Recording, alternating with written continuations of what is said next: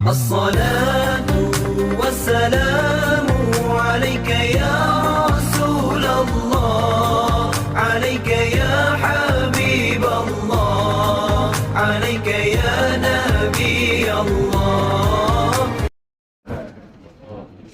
Bismillahirrahmanirrahim. InsyaAllah kita mulakan majlis kita pada malam ini dengan pahala kitab, dengan pahala Fatihah kita bacakan nanti. Kita hadiahkan kepada Rasulullah sallallahu alaihi wa alihi wasallam, ahli keluarganya, sahabat-sahabatnya, tabi'in, tabi'in, ulama-ulama mutaqaddimin, mutaakhirin, ulama zaman. Khususnya kepada Al-Imam Hujjatul Islam Al-Ghazali rahimahullah ta'ala yang telah mengarang kitab Bidayatul Hidayah. Seterusnya kita hadiahkan pahala Fatihah kepada pejuang-pejuang agama Allah Subhanahu wa taala, para syuhada, terutamanya sahabat-sahabat kita yang berada di Palestin, di Mesir, di Syria, di Yaman, di Selatan Tai, di Rohingya, di Marawi, di Malaysia. Seterusnya kita hadiahkan pahala Fatihah kepada para salihin, wali-wali Allah, para muttaqin, para syakirin. Seterusnya kepada kedua ibu bapa kita, guru-guru kita, kaum keluarga kita, kaum muslimin dan muslimat. Al-Fatihah. A'udzu billahi minasyaitonir rajim. Bismillahirrahmanirrahim. Alhamdulillahi rabbil alamin. Arrahmanir rahim. Malik yaumiddin. Iyyaka na'budu wa iyyaka nasta'in. Ihdinas siratal mustaqim. Siratal ladzina an'amta 'alaihim ghairil maghdubi 'alaihim waladdallin. Amin. InsyaAllah untuk menambah baik lagi majlis kita pada malam ni, marilah sama-sama kita berselawat ke atas Nabi sallallahu alaihi wasallam. Semoga dengan kita berselawat ke atas Nabi sallallahu alaihi wasallam, Allah Subhanahu wa taala menambah lagi keberkatan, keredaan, rahmat, dan lebih-lebih lagi kita mengharapkan Allah Subhanahu wa taala mengampuni segala dosa kita insya-Allah. Bismillahirrahmanirrahim. اللهم صل على سيدنا محمد النبي الأمي وعلى آله وصحبه وبارك وسلم. اللهم صل على سيدنا محمد النبي الأمي وعلى آله وصحبه وبارك وسلم. اللهم صل على سيدنا محمد النبي الأمي وعلى آله وصحبه وبارك وسلم. اللهم صل على سيدنا محمد النبي الأمي وعلى آله وصحبه وبارك وسلم. اللهم صل على سيدنا محمد النبي الأمي وعلى آله وصحبه وبارك وسلم. اللهم صل على سيدنا محمد النبي الأمي وعلى آله وصحبه وبارك وسلم. اللهم صل على سيدنا محمد النبي الأمي وعلى آله وصحبه وبارك وسلم. اللهم صل على سيدنا محمد النبي الأمي وعلى آله وصحبه وبارك وسلم. اللهم صل على سيدنا محمد النبي الأمي وعلى آله وصحبه وبارك وسلم. اللهم صل على سيدنا محمد النبي الأمي وعلى آله وصحبه وبارك وسلم. Bismillahirrahmanirrahim. Alhamdulillah rabbil alamin. Wa bihi nasta'in ala umuri dunya waddin. Wassalatu wassalamu ala sayyidil mursalin khatimin nabiyyin Muhammad sallallahu alaihi wa alihi wa sahbihi wa sallam. Wa ala alihi wa ashabihi wa tabi'an lahum bi ihsanin ila yaumiddin. Subhanaka la ilma lana illa ma 'allamtana innaka antal alimul hakim. Rabbi shrah li sadri wa yassir li amri wahlul 'uqdatam min lisani yafqahu qawli. Rabbi zidna ilma warzuqna fahma. Allahumma yassir wa la tu'assir. Rabbi tamim bil khair ya fatah ya alim iftah lana futuhal arifin. Wala hawla wala quwwata illa billahil aliyyil azim. Wala hawla wala quwwata illa billahil aliyyil azim. ولا حول ولا قوة إلا بالله العلي العظيم أما بعد قال الله تعالى في القرآن العظيم أعوذ بالله من الشيطان الرجيم بسم الله الرحمن الرحيم ألم نشرح لك صدرك ووضعنا عنك وزرك الذي أنقض ظهرك ورفعنا لك ذكرك فإن مع العسر يسرا إن مع العسر يسرا فإذا فرغت فانصب وإلى ربك فارغب صدق الله العظيم. Alhamdulillah, pertama-tamanya marilah sama-sama kita merafakkan rasa syukur kita ke hadirat Allah Subhanahu wa taala. Dengan keizinan Allah Subhanahu wa taala dapat sama-sama kita bertemu dan kita bersua lagi pada malam ini, dan sama-sama kita mengharapkan semoga pertemuan kita pada malam ini Allah SWT penuhkan dengan keberkatan, keredaan, rahmat, dan lebih-lebih lagi kita mengharapkan Allah SWT mengampuni segala dosa kita, insyaAllah. InsyaAllah tuan-tuan, kita akan sambung lagi bacaan kitab Bidayatul Hidayah yang telah dikarang oleh Al-Imam Hujjatul Islam Al-Ghazali rahimahullah ta'ala. Masih lagi perbincangan kita pada bab yang ketiga, iaitu adab-adab berwuduk. Adab-adab berwuduk, ke surat 33 bagi tulisan Jawi, 34, ke surat 34. Sebelum ni, setelah sama-sama kita bincangkan mengenai sebelum daripada kita mengambil wuduk, pertama sekali setelah daripada kita mengucapkan basmalah dan menyapu ataupun membasuh dua pergelangan tangan, kemudian kita disunatkan supaya berniat. Niat yang dimaksud kat sini niat dengan lafaz, bukan niat dengan hati. Niat dengan lafaz ni hukumnya sunat. Jadi setelah kita niat dengan lafaz, kemudian barulah kita mengambil air satu cebok, kemudian berkumur-kumur dengan air tadi. Kita berkumur-kumur sehingga 3 kali. Kemudian setelah berkumur-kumur tadi, kita mengambil air satu cebok yang lain dan memasukkan air tersebut ke dalam hidung, yang dipanggil istinsyak. Masukkan air ke dalam hidung. Ketika memasukkan air ke dalam hidung tadi, kita membaca doa, Allahumma arihni raihatan jannah wa anta anni radin. Ya Allah, ciumkanlah akan hidungku ini akan wangi syurga sedangkan engkau redha daripadaku. Dan pada malam ini kita sambung seterusnya tuan-tuan. Imam Ghazali menyambung lagi kata-kata beliau.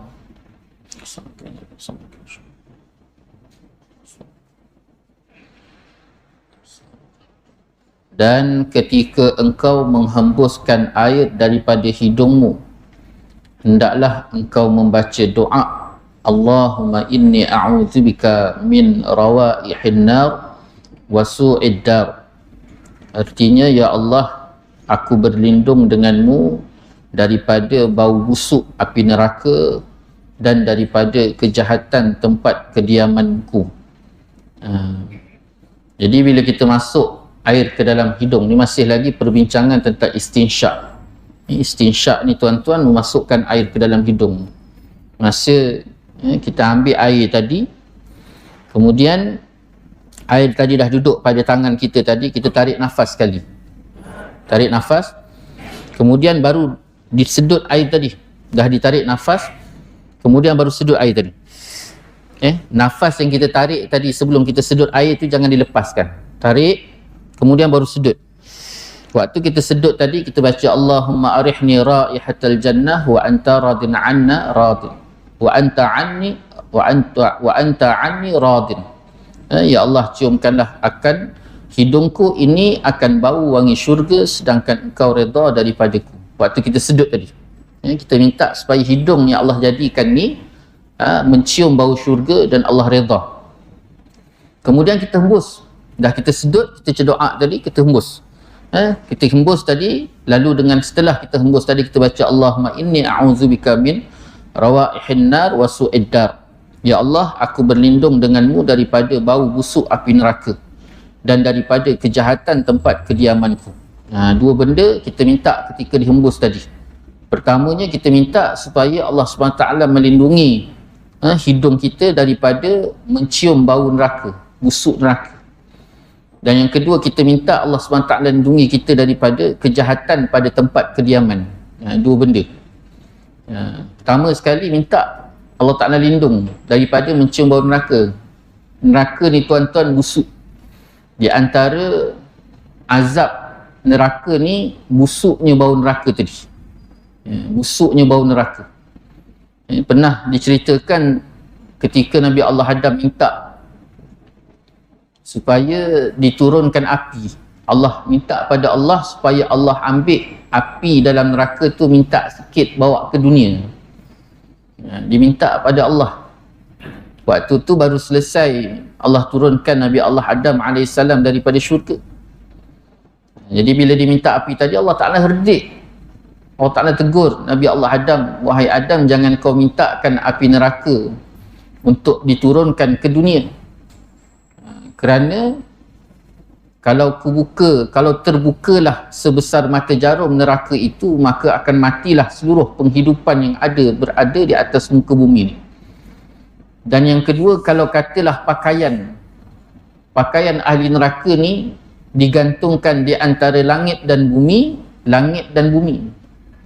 Langit dengan bumi yang kita duk tengok ni tuan-tuan, bukan langit, ni baru lapisan langit.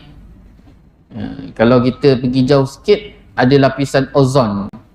Satu. Yang keduanya tuan-tuan, mata kita ni, pandangan mata kita ni terhad. Dia hanya boleh melihat satu jangkaan, kemudian habis tahap tu saja, tak ada lebih dah. Sedangkan langit ni tuan-tuan, diceritakan oleh Imam Ghazali rahimahullah ta'ala dalam kitab Mukasyafatul Qulub, ketika Allah buat langit ni daripada satu lapisan ke satu lapisan tu tuan-tuan 500 tahun perjalanan.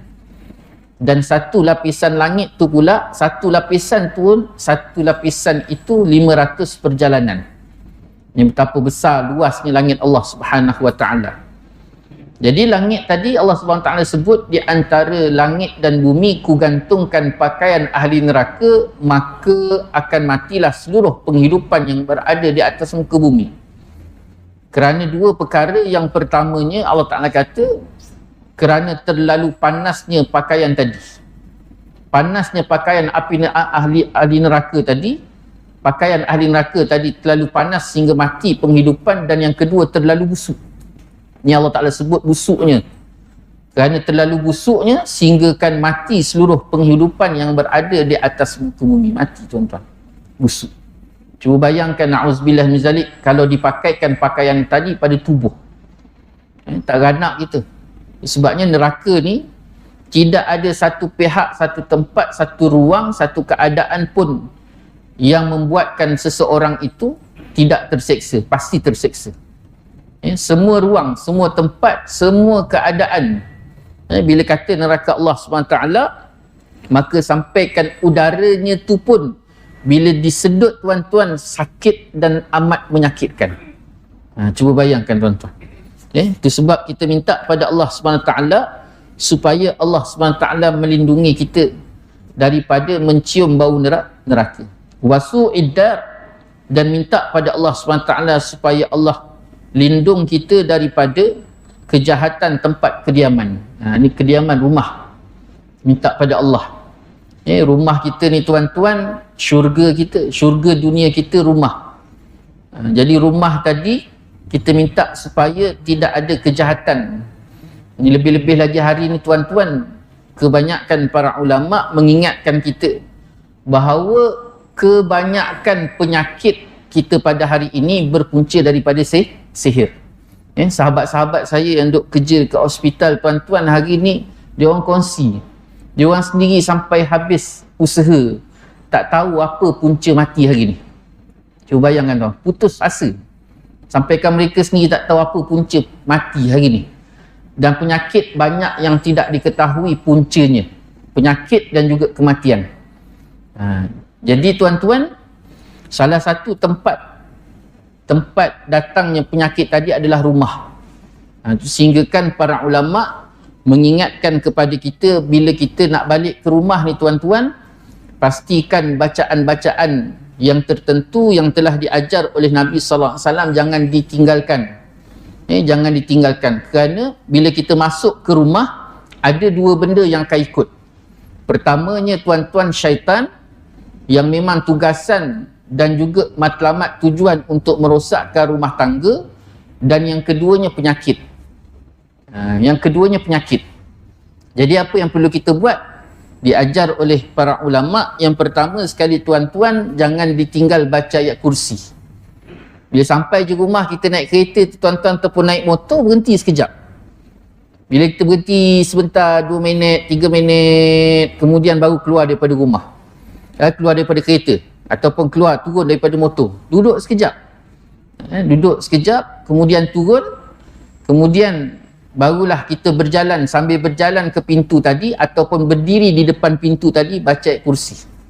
A'udzubillahi minasyaitanirrajim, bismillahirrahmanirrahim, Allahu la ilaha illa huwal hayyul qayyum, baca ayat kursi sampai selesai. Kemudian berhenti, kemudian beri salam, Assalamualaikum ataupun Assalamualaikum warahmatullahi. Selepas beri salam tadi tuan-tuan, baca 3 kali kul huwallah, bukan 3 kul 3 kali kul huwallah. Bismillahirrahmanirrahim, qul huwallahu ahad, Allahus samad, lam yalid wa lam yulad wa lam yakul lahu kufuwan ahad. Bismillahirrahmanirrahim, qul huwallahu ahad, Allahus samad, lam yalid wa lam yulad wa lam yakul lahu kufuwan ahad. Bismillahirrahmanirrahim, qul huwallahu ahad, Allahus samad, lam yalid wa lam yulad wa lam yakul lahu kufuwan ahad. 3 kali. Nak lebih baik disertakan dengan qul a'udzu birabbil falaq sekali dan qul a'udzu birabbin nas. Kemudian baru buka pintu. Bila buka pintu tuan-tuan, masuk pintu tadi dengan kaki kanan, dan sambil kaki melangkah masuk tadi, diucapkan dengan a'udzubillahi minasyaitanirrajim. Kemudian bila masuk kaki kiri pula, duduk kat dalam bismillahirrahmanirrahim.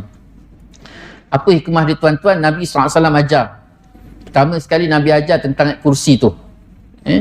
Sehinggakan 3 tempat jangan ditinggal baca ayat kursi. 3 tempat. Yang pertama sekali tuan-tuan, setiap selepas solat jangan tinggal baca ayat kursi. Dan yang kedua, jangan ditinggal baca ayat kursi ketika nak masuk rumah. Nak masuk rumah tuan-tuan, baca ayat kursi, Nabi ajar. Dan yang ketiga tuan-tuan, jangan tinggal baca ayat kursi ketika hendak tidur, nak tidur malam. Jadi 3 tempat ni jangan sesekali tinggal daripada membaca ayat kursi. Kenapa tuan-tuan? Sejarah penurunan ayat kursi ni, satu hari tuan-tuan, iblis terkejut kerana syaitan yang berada di tengah ataupun di dalam Mekah ketika itu berbondong-bondong lari keluar daripada Mekah. Lalu iblis tanya, wahai syaitan, kenapa kamu berbondong-bondong lari? Tuan-tuan macam ada benda kejar. Jadi ketika itu tuan-tuan, mereka menyatakan kami terlalu panas dan sakit kerana turunnya ayat kursi. Itu sejarah turun ayat kursi tu. Allah Ta'ala turunkan kepada Nabi sallallahu alaihi wasallam sehingga sampai terlalu panasnya syaitan tadi, mereka lari berbondong-bondong keluar daripada Mekah. Itu sejarah dia tuan-tuan. Kemudian tuan-tuan, yang kedua pula, jangan ditinggal 3 kali baca qul huwallah tadi. Kerana Nabi ajar ketika kita nak masuk ke rumah tuan-tuan, suratul Ikhlas yang pertama kita baca tadi, maka Allah SWT akan melepaskan segala kesulitan dan segala penyakit yang ada dalam kampung tu. Segala kesulitan dan juga segala penyakit Allah Ta'ala sembuhkan yang berada dalam kampung tu. Kalau tuan-tuan duduk dalam kampung Merbau Sempak, maka seluruh penyakit yang ada dalam Merbau Sempak ni dikeluarkan. Allah Ta'ala akan keluarkan, Allah Ta'ala akan sembuhkan. Kemudian baca qul huwallah yang kedua tuan-tuan, Allah SWT akan hapuskan segala kesulitan dan kepayahan orang yang berada dalam rumah tu. Orang yang berada dalam rumah. Yang ketiga, tuan-tuan baca yang ketiga, maka Allah Ta'ala akan sekat segala penyakit yang mengikut orang yang nak masuk dalam rumah tadi. Segala penyakit yang ada di bawah. Kita duduk luar ni tuan-tuan, kita tak tahu benda apa yang ngikut. Mungkin kita datang, kita berjalan luar ni, ada benda yang ngikut. Tak kiralah sama ada syaitan, jin ataupun penyakit.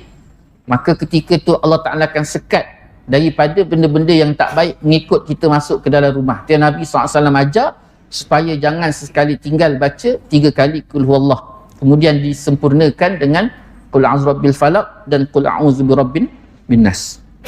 Ni tu tuan-tuan. Jadi kita bila hembus saja tadi, kita minta pada Allah SWT supaya Allah lindung kita daripada bau busuk api neraka dan juga kejahatan tempat kediaman kita. Itu yang hari ni tuan-tuan, kita rumah tangga goncang, goyang. Rumah tangga goyang. Mana-mana hari ni. Kalau 10 tahun dulu tuan-tuan, kita tengok Jabatan Agama mengeluarkan satu kajian. Setiap 1 jam 5 pasang bercerai. Ni dulu, 10 tahun dulu. Sekarang makin lama makin teruk manusia. Sehingga kan tak ada nilai lagi hubungan perkahwinan tu. Sampai terpaksa mahkamah syariah mewujudkan cerai fast track. Cerai fast track. Sedangkan dulu tuan-tuan kalau nak bercerai tu 6 bulan tak selesai-selesai. Sampai tahap tak jadi nak bercerai. Dulu. Kerana terpaksa mengikut satu prosedur ke satu prosedur. Tapi hari ni tak. Kerana terlalu banyak tingginya tuntutan cerai tadi. Sehinggakan sampai tahap menyediakan bilik untuk cerai fast track. Cepat ni. Teruk tak teruk hari ni. Kenapa tuan-tuan? Allah. Syaitan ni tuan-tuan, syaitan ni memang setiap pagi dia akan naik ke langit. Dia akan bertemu dengan iblis. Dan persoalan pertama yang akan diajukan oleh iblis ialah bagaimana dah berjaya ke belum untuk meruntuhkan rumah tangga. Ni benda pertama soalan tuan-tuan. Ni kerja dia. Itu sebabnya rumah tangga ni kena dijaga dengan cara zahir dan juga cara batin. Minta pada Allah supaya Allah Ta'ala lindung. Sebab ni memang kerja syaitan untuk rosakkan rumah tangga. Dan diceritakan bahawa Nabi SAW sendiri sebut bahawa syaitan tadi pula tuan-tuan, dia akan rosakkan rumah tangga tadi melalui isteri. Dia akan rosakkan melalui isteri dengan diberikan rasa penat, cemuh. Orang utara kata cemuh. Penat, letih sangat. Sampaikan akhirnya dia rasa putus asa dan akhirnya dia akan minta cerai pada suami dia. Ini teruk tuan-tuan. Gaya macam mana cara syaitan dia nak merosakkan sebuah rumah tangga. Azan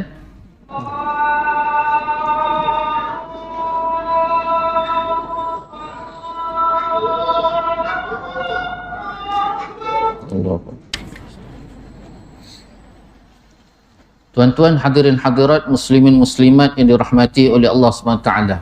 Ini gerak kerja syaitan. Perkara pertama tuan-tuan, nak diusahakan macam mana dia nak robohkan sebuah rumah tangga. Dan cara dia nak robohkan pula tuan-tuan ialah dengan melalui isteri. Dia buat isteri tadi rasa penat, rasa putus asa dengan keadaan rumah tangga. Jadi dia rosakkan. Sampai akhirnya isteri tadi dia beleti dan sebagainya, dia marah. Sampai akhirnya suami tadi rasa pula putus asa dan akhirnya mereka pun putuslah. Jaya yang seronoknya tuan-tuan syaitan lah. Dan apa tujuan, kenapa dia rosakkan rumah tangga tadi tuan-tuan? Kerana bila rumah tangga roboh, yang akan mengalami ataupun hasil daripada penceraian tadi adalah anak-anak, pembesaran anak-anak kerosak. Kerana awal pendidikan ataupun pembentukan kepribadian seseorang itu bermula daripada ibu dan bapa. Sebagaimana Nabi sebut, anak Adam bila lahir saja seperti kain putih. Yang mencorak dia sama ada menjadi Yahudi, Nasrani dan Majusi adalah dua ibu bapa. Yang mencorak anak tadi. Dan kalau kita lihat tuan-tuan, jati diri seseorang, keberhasilan menjadi seorang yang benar-benar dikendaki tadi tuan-tuan bukan datang daripada sekolah. Sekolah ni tak lebih hanya sekadar akademik dan pemahaman saja. Tetapi yang menanamkan jati diri, pegangan yang kuat kukuh tu tuan-tuan datang daripada ibu bapa. Macam mana mak ayah tu, dia bebel dekat rumah tu tadi tuan-tuan, ayah tu bebel, mak bebel. Itu yang membuatkan seseorang tadi tu mempunyai jati diri yang kuat. Tu kalau kita lihat tuan-tuan, kita balik-balik zaman 50, 60 tahun, 70 tahun, 100 tahun sampai 500 tahun dulu. Bagaimana hebatnya bangsa kita tuan-tuan, semuanya itu yang duduk dekat depan memperjuangkan bangsa dan negara, agama tuan-tuan adalah ulama'. Dan ulama' yang duduk kat depan tadi tuan-tuan, bukan dia duduk pergi ngaji agama saja, tapi melahirkan ataupun jati diri yang dibina dalam dirinya tu tuan-tuan datang daripada ibu bapa yang hebat. Dan kehebatan ibu bapa tu pula bukan datang daripada akademik, tidak. Tetapi bagaimana pegangan mereka dan pemahaman amalan mereka terhadap agama. Kalau kita lihat hang tuah tu mak ayah dia walaupun tak tersohor, tak terkenal, tapi mak ayah dia tu pun ulama'. Yang baru-baru ni pula kita dikenalkan satu kisah cerita. Apa? Tok? Cerita apa yang meletup-letup tu? Mat Kilau. Mat Kilau pula tuan-tuan, ayah dia siapa? Tok Gajah. Mak dia sendiri tu pun ulama'. Jadi gambaran di situ tuan-tuan, daripada awal lagi 1400 tahun lagi dulu Nabi SAW dah gambarkan anak tu yang jadi hebat bukannya sebab akademik dia, tetapi bagaimana jati diri tadi ditanam dan dipasak, dan jati diri itu dipasak bukan datang daripada orang lain, tak, tapi yang paling besar adalah mak ayah. Itu sebabnya syaitan ni dia cuba merosakkan rumah tangga tadi, dirobohkan dengan hilangnya kekuatan ataupun asas pendidikan, pentarbiahan, penanamkan jati diri itu daripada mak dan ayah. Itu penting tuan-tuan. Itu kenapa diberikan penekanan sangat kat situ. Akhirnya tuan-tuan, anak akhirnya hilang jati diri.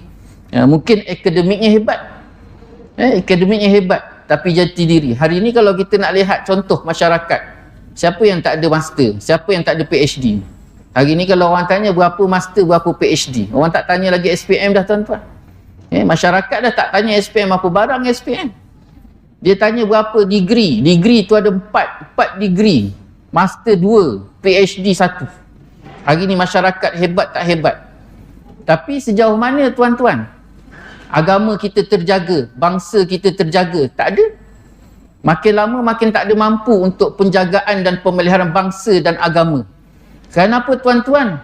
Kerana penekanan hanya diberikan pada akademik, tetapi hakikat jati diri itu tak ada. Tak ada. Sebab orang tua-tua dulu tuan-tuan, anaknya 12, 13. Tapi 13 orang anak boleh berjaya jadi orang. Hari ni tuan-tuan, anak 5 orang, 4 orang, 3 orang tuan-tuan, nak hantar pergi sekolah pun tak mampu. Sedangkan mak ayah tu orang yang tersohor, yang terkenal, yang dikenal. Kenapa tuan-tuan? Tu sebab penting jati diri tadi tu. Cara dan sistem pendidikan bila tika mana tidak mengikut sebagaimana aturan dan garis pandu yang telah ditetapkan oleh Allah dan Rasul, maka akhirnya dia tidak akan memberikan impak besar. Dulu Islam boleh dapat menguasai 2/3 dunia, tak ada apa-apa, tak ada ijazah. Tapi hari ni tuan-tuan, kita bangga dengan ijazah kita, tetapi agama kita, bangsa kita tak mampu kita. Jangan kata agama bangsa, diri pun tak mampu kita jaga. Ni tuan-tuan, sebabnya pendidikan kena balik-balik semula bagaimana acuan yang telah digaris pandukan oleh Allah SWT dan Nabi SAW. Imam Hujjatul Islam Al-Ghazali menyambung lagi kata-kata beliau. Kemudian ambil pula satu cebok air yang lain untuk engkau membasuh muka. Maka basuhlah mukamu mulai daripada tempat yang mula mendatar, daripada dahi sampailah ke hujung bahagian hadapan daripada dagu. Ini dari segi bujurnya, dan dari segi lebarnya pula ialah jarak antara kedua telinga. Dan sampaikanlah air itu ke tempat tahzif. Apa tempat tahzif? Iaitu tempat yang telah beradat kaum wanita membuang rambut yang ada di situ. iaitulah tempat yang ada di antara bahagian atas daripada telinga sampai ke tepi pelipis, yakni tempat yang ada di tepi dahi, dan sampaikanlah air ketika membasuh muka itu ke tempat tumbuh 4 macam bulu. Yang pertama bulu kening, yang kedua bulu misai, yang ketiga bulu mata, dan yang keempat bulu izar, iaitu bulu yang tumbuh daripada tempat permulaan janggut sampai membetuli kedua telinga, sekben, jambang. Dan wajib menyampaikan air ke tempat tumbuh janggut yang tipis, dan tidak wajib menyampaikan air ke tempat tumbuh janggut yang tebal. Ini basuh muka. Jadi selesai istinsyak tadi tuan-tuan, kita basuh muka. Kat mana muka? Muka tu tuan-tuan daripada anak rambut atas kepala sampailah bawah dagu. Dia duduk kat hujung dagu, tapi Imam Syafi'i sunatkan supaya dia letak betul-betul bawah dagu, dilebihkan batas tadi, kerana ditakuti untuk mendapatkan, ditakuti takut tak sempurna, maka disunatkan lebih, sehingga bawah dagu tu lebar dia, tu bujur dia daripada anak rambut atas sampailah bawah dagu, daripada anak telinga kanan sehinggalah anak telinga kiri. Semua tu semua kawasan muka. Atas pergi ke anak telinga kanan, pergi ke bawah dagu, kemudian pergi ke anak telinga kiri, kemudian semua naik atas semula sampai kelah anak rambut. Jadi semua tu dikatakan muka. Dan bila kata muka tuan-tuan, semua kawasan tadi wajib basah. Wajib ratanya air. Bukan wajib basah, wajib rata air. Wajib rata air. Maksud rata air ni macam mana? Air tadi sampai ke kulit muka. Itu sebab Syekh ataupun Imam Ghazali memperincikan di sini, di antaranya sekben. Ni sekben ni. Bagi orang lelaki tak ada masalah sebab sekben kita nipis. Bagi orang perempuan ni tuan-tuan, sekben dia panjang. Jadi bila sekben dia panjang, dia suka tarik sekben ni ke belakang waktu dia nak ambil wuduk. Bila dia tarik ke belakang letak ke belakang, maka sekben tadi yang pergi ke belakang tadi kena tak air wuduk? Kena tak? Tak kenalah, sebab dia dah simpan ke belakang. Jadi bila dia simpan ke belakang, tak kena air wuduk tadi, sempurna tak? Sedangkan sekben itu adalah sebahagian daripada muka. Itu sebabnya sekben tadi Imam Ghazali kata apa? Keluarkan anak-anak rambut yang duduk pelipis-pelipis ni semua, dikeluarkan ketika nak ambil wuduk tadi, kerana semua yang duduk, setiap sesuatu yang duduk pada muka tadi, semuanya tu dikata muka, dan wajib sampai air. Jadi keluarkan sekben tadi. Sekben tu dikeluarkan, ditarik, lalu bila dia ambil tadi, mula daripada atas wuduk tadi sampai dah turun ke bawah, semua tadi anggota ataupun sesuatu yang ada pada muka kena wajib, kena sampaikan air tadi. Kalau sekben tarik, ditarik sekben tadi sampai habis panjang. Kalau kata janggut disampaikan. Dan janggut Imam Ghazali kata apa? 4 bulu yang ada di muka wajib kena air, wajib sampai air. Yang pertama kening, yang kedua bulu mata, yang ketiga misai, dan yang keempat janggut. Dan janggut ni pula Imam Ghazali kata, janggut tadi dilihat nipis ke tebal. Kalau janggut tu tipis, maka tak nak mesti pastikan air tadi melepasi sehingga kulit tadi. Wajib hukum dia. Tapi kalau janggut tu tebal, maka hanya sekadar cukup menyelat-nyelat di atas janggut. Macam mana kita nak tahu janggut nipis ke tebal? Maka para ulama memperincikan, yang dikatakan janggut yang tipis iaitu janggut yang kita pandang, sekben ataupun dipanggil jambang ni, yang kita pandang, bila kita pandang kita nampak kulit muka. Macam saya ni lah, bila tuan-tuan tengok je nampak kulit muka kan, bertepek-tepek, tompok-tompok, sini sikit, sini sikit. Bila tengok je nampak kulit muka tu lagi banyak daripada bulu tadi. Maka ketika tu wajib sampai air. Diselat-selat wajib sampai air tadi. Tapi kalau katalah tebal macam mana?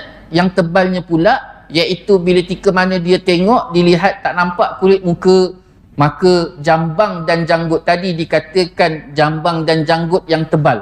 Maka bila kata tebal, cukup hanya sekadar dilalukan air dan diselak-selakkan janggut tadi sahaja. Tidak perlu sampai kepada kulit muka. Itu dia tuan-tuan. Jadi waktu basuh muka tadi, jadi ketika sampai je air yang pertama pada muka tadi, hati tadi kena mula niat.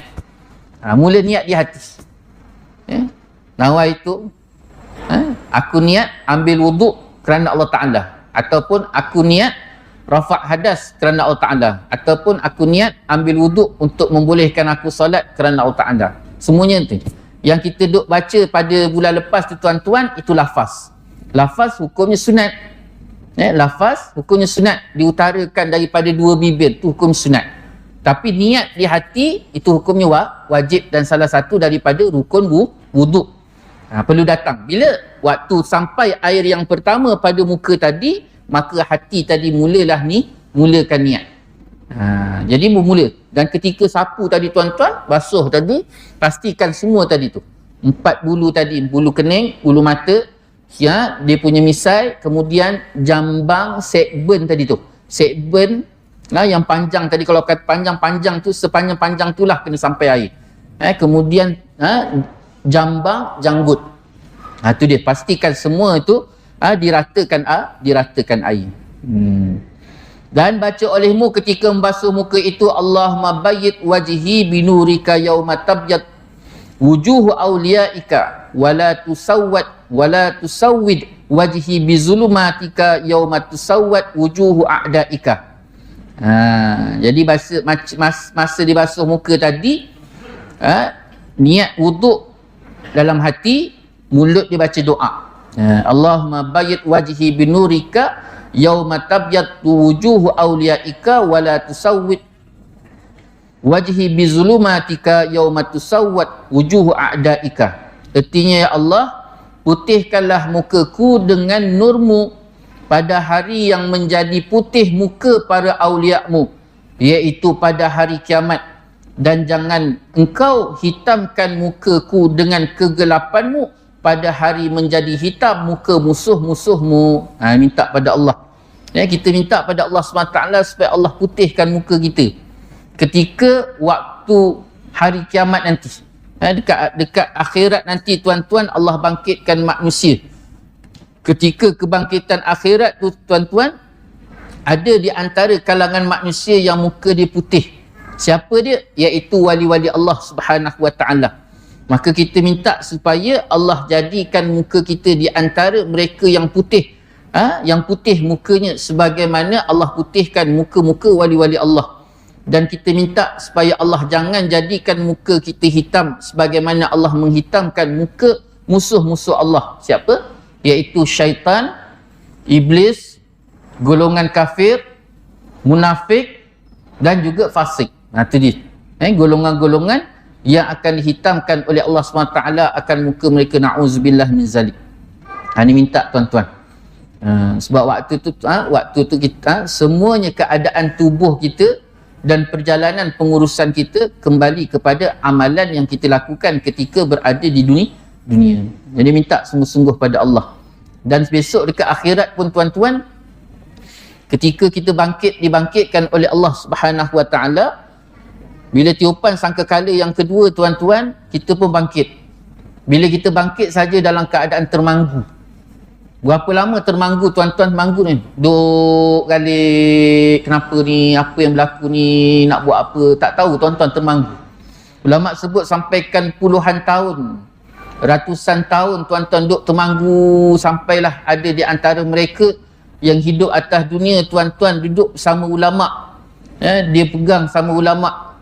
Maka ketika itulah dia menemui, dia nampak, dia kenal ulama ni. Dia datang ulama tu, dia tanya, Syekh, dia kata, ataupun dia kata Ustaz, dia tanya, ni kenapa ni, apa yang berlaku, kita ni dibangkitkan. Lalu ketika tu dia tanya lagi, apa kita nak buat? Kita kena cari seseorang untuk memberikan syafaat pada kita dan berdoa pada Allah supaya Allah mempercepatkan segala urusan kita ni. Akhirnya kita ramai-ramai tuan-tuan datang pergi cari Nabi Allah Adam AS, minta Nabi Allah Adam supaya memberi syafaat dan doa pada Allah. Nabi Adam kata, aku sendiri pun tak tahu apa nasib aku. Kemudian kita datang jumpa Nabi Allah Idris. Perjalanan tu pun tuan-tuan ulama sebut ratusan tahun. Bukan datang jumpa-jumpa macam ni, macam kita nak pergi jumpa tu, jumpa imam, jumpa Bilal, tak. Cuba bayangkan satu tempat yang Allah Ta'ala bangkitkan manusia daripada mula Nabi Allah Adam sampailah akhir besok. Bukannya juta, million. Seramai-ramai manusia ketika tu tuan-tuan, perjalanan tu pun makan ratusan tahun mencari seorang demi seorang. Sampailah kita jumpa Nabi Allah Musa pun begitu, jumpa Nabi Allah Isa. Yang akhirnya dalam keadaan termanggu-manggu lagi tuan-tuan nak cari siapa? Nabi Muhammad SAW bangkit dan dipanggil seluruh umat. Panggil ummati, ummati. Rasulullah SAW panggil. Yang sehinggakan sahabat Nabi SAW bertanya, ya Rasulullah, ketika peristiwa itu bagaimana kau mengenali umatmu ya Rasulullah? Macam mana kau kenal umat kau ya Rasulullah? Lalu Rasulullah kata, aku kenal daripada wajah mereka. Wajah mereka, wajah umatku ni, dia akan bersinar-sinar. Lalu sahabat bertanya lagi, ya Rasulullah, bagaimana muka mereka ni boleh bersinar-sinar? Rasulullah kata dengan dua sebab. Yang pertama, iaitu mereka yang sewaktu hidup di atas dunianya dulu, banyak dan tak putus-putus daripada berselawat ke atas Nabi SAW. Yang pertama. Dan yang keduanya, iaitu mereka yang tak putus-putus daripada berpakaian dengan wuduk. Senantiasa berwuduk. Bukan hanya nak berwuduk waktu solat saja, tak. Kehidupan sehariannya tu senantiasa dalam keadaan berwuduk dan tidak berhadas. Dua benda tu. Itu sebabnya tuan-tuan, kita hidup atas muka bumi Allah SWT ni banyakkan berselawat ke atas Nabi SAW supaya ada hubungan tali, hubungan ukhuwah, hubungan kasih sayang, hubungan cinta di antara kita dengan Nabi SAW, supaya kita termasuk di antara umatnya yang mendapat syafaat Nabi SAW, dan juga di antara mereka yang tak putus daripada berpakaian dengan wuduk, supaya Nabi SAW mengaku kita di antara umatnya. Wallahu ta'ala alam. Kita berhenti situ tuan-tuan. Dan jangan engkau tinggalkan menyelat-nyelat janggut yang tebal. Wallahu ta'ala.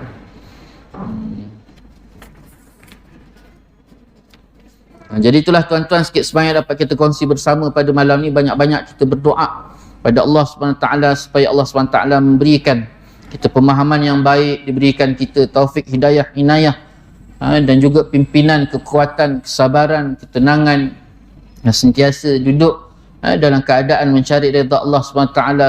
Dan semoga kita mendapat kebaikan di dunia dan kebaikan di akhirat, pasangan kita, anak keturunan kita, masyarakat, jiran, kerabat dan seluruhnya tuan-tuan. Rabbana atina fid dunya hasanah wa fil akhirati hasanah wa qina azabannar. Dan semoga kita terpelihara daripada azab neraka Allah Subhanahu wa taala.